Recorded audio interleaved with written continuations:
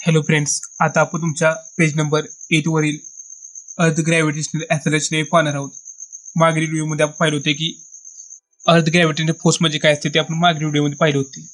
आता सिंपल आपण पहिल्यांदा पाहूया की तुमच्या पुस्तकामध्ये काय दिले. नंतर मी तुम्हाला काय करेल ते मी एक्सप्लेन करेल आणि नंतर आपण पाहणार आहोत की व्हॅल्यू ऑफ जी कसे फाईंड करायची ते परत आपण नोटबुकवर फाईंड कशी करायची ते पाहू. प्लीज व्हिडिओ पूर्णपणे पहा. जर काही शंका असेल तर तुम्ही मला कमेंट करू शकता. तर चला आपण पाहूया.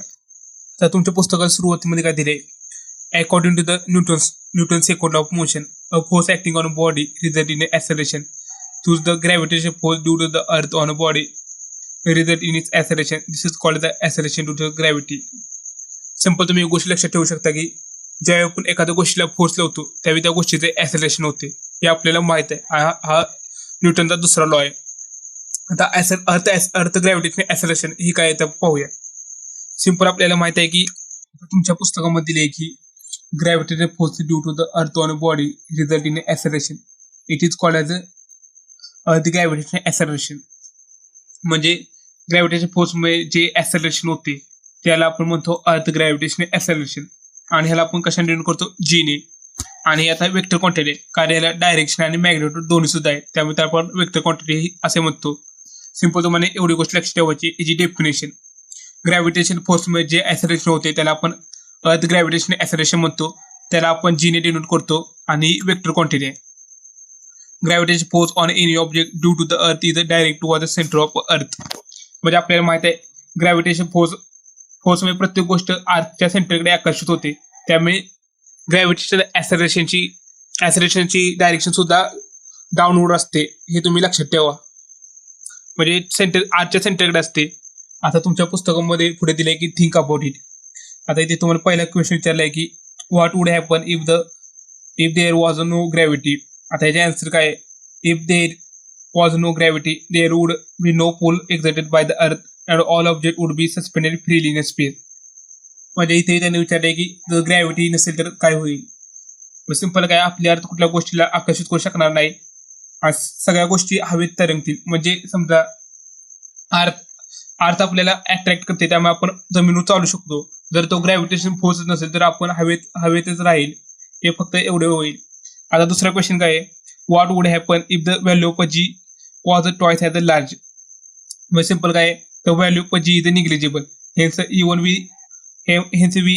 Even we it was double there would be no visible change observed. म्हणजेच काय, ती व्हॅल्यू डबल केली तरी सुद्धा त्यामध्ये काही चेंज आपल्याला पाहायला मिळणार नाही, एवढी फक्त कन्सेप्ट होती. तर चला आता आपण पुढे पाहूया. आता आपण आपल्या नोटबुकवर जाऊया. आता नोटबुकवर मी तुम्हाला व्हॅल्यू ऑफ जी आरच्या सरफेसवर कशी फाईंड करायची ते आता पाहूया. आता ती व्हॅल्यू कशी फाईंड करतात ते आता आपण अगदी सोप्या भाषेत पाहूया. तर चला आता आपल्या नोटबुकवर आता आपण व्हॅल्यू ऑफ जी म्हणजे काय असतो, ग्रॅव्हिटेशन ऍक्सेलरेशन. आता ते आपल्या आरच्या सरफेसवर किती असते ते आपण फाईंड करूया. आता सिंपल आपल्याला हे आपण याची व्हॅल्यू का नाही फाईंड करण्यासाठी आपण काय करतो, ग्रॅव्हिटेशन फोर्सचा फॉर्म्युला वापरतो. आणि आपण ग्रॅव्हिटेशन फोर्सचा फॉर्म्युला काय असतो, हा आपला फॉर्म्युला आहे. इथं आपला जी आहे आपला ग्रॅव्हिटेशनल कॉन्स्टंट. नंतर आपला M I mass of earth आणि आपला स्मॉल एम आय आपला मास ऑफ ऑब्जेक्ट. हे तुम्ही लक्षात ठेवा. आता आणि आर आपले distance of centre of earth to the object. हे आपलं म्हणजे आर आहे आपला आरच्या सेंटर पासून ऑब्जेक्टचे डिस्टन्स. आता सिंपल आपल्याला इक्वेशन दिले 1. आता आपल्याला माहित आहे की फोर्सला आपण असं पण लिहू शकतो एम इंटू जी, ते आपल्याला माहित आहे. आता सिंपल आपण काय करायचं, इक्वेशन 1 कम्पेअर इक्वेशन 2. म्हणजे आपण काय करणार, इक्वेशन 1 आणि इक्वेशन 2 ला कम्पेअर करूया. मग सिंपल काय आपण मग त्याच्या आपण राईट हँड साईड लिहूया. आता सिंपल काय होईल, या स्मॉल एमला ही स्मॉल एम कॅन्सल होईल. मग आपला आन्सर काय मिळेल, मग आपल्याला हे आन्सर मिळेल. आपला ग्रॅव्हिटेशन ऍक्सेलरेशन आपल्याला काय मिळेल, G is equal to G M upon R square. आता सिंपल आपल्याला एक गोष्ट लक्षात ठेवायची आहे. आता आपल्याला इथं का नाही ऑब्जेक्ट आपल्या आरच्या सरफेसवर आहे, त्यामुळे आपण काय करू शकतो, small R is equal to R. R म्हणजे काय असतं, कॅपिटल आर असतो आपला रेडियस ऑफ आर.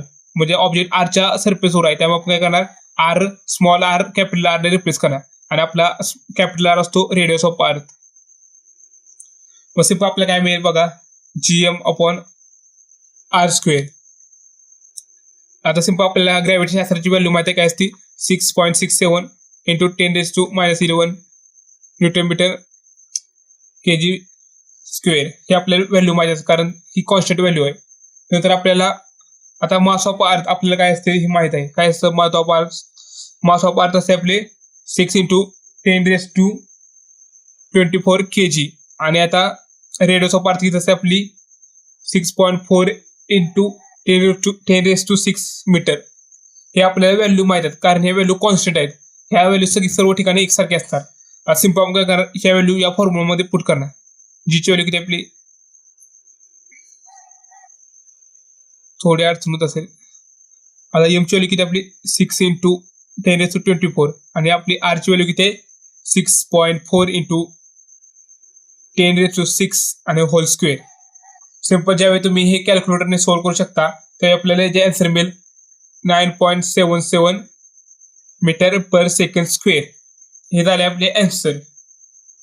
याला तुम्ही असं सुद्धा लिहू शकता कारण आपण जास्त ठिकाणी पाहिले की आपण जीची व्हॅल्यू काय करतो 9.8 मीटर पर सेकंड स्क्वेअर हे असते, हे आपण पाहिले.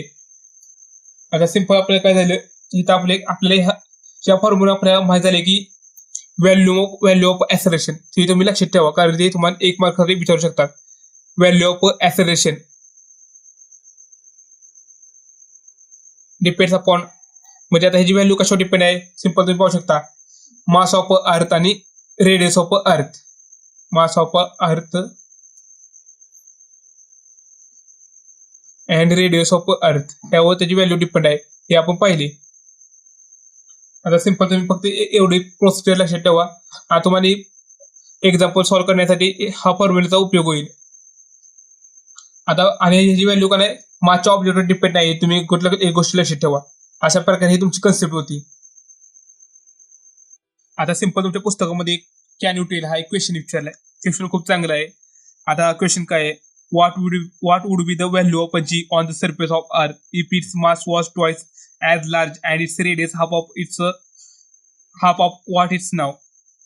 म्हणजे सिंपल काही विचारले, समजा तुमचे मास डबल केले आणि त्यांची रेडियस हाफ केली तर त्यांची तुमची ग्रॅव्हिटी ऍक्सेलरेशनची व्हॅल्यू किती असेल.